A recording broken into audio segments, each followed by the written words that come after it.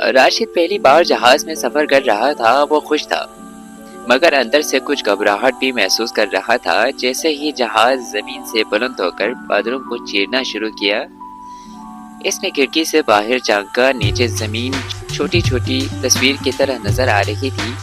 راشد نے اپنی seat belt کھولی اور پانی کے لیے اٹھا۔ اچانک جہاز ہچکلے کھانے لگا۔ مسافروں کے چہروں پر خوف تھا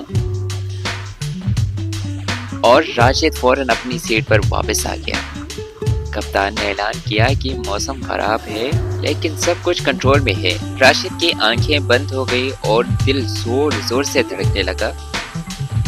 چند لمحے بعد اس کی آنکھیں لگ گئی اور خواب میں وہ خود کو ایک مختلف دنیا میں پایا۔ وہ ایک پرانے طرح کی ہوائی جہاز میں تھا، جیسے لکڑی اور کپڑے سے بنایا ہو۔ جہاز کی پائلٹ نے مسکرا کر کہا کہ راشد تم میرے ساتھی ہو، ہم ایک خفیہ خزانے کی تلاش کے لیے جا رہا ہوں۔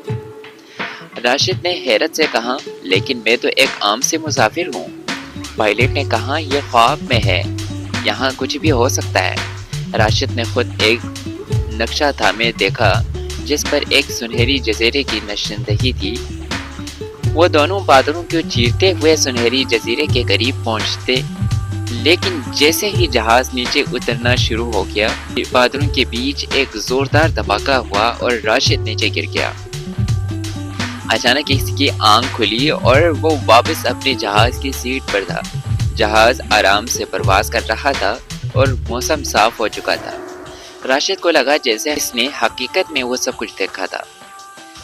جہاز لینڈ کر گیا۔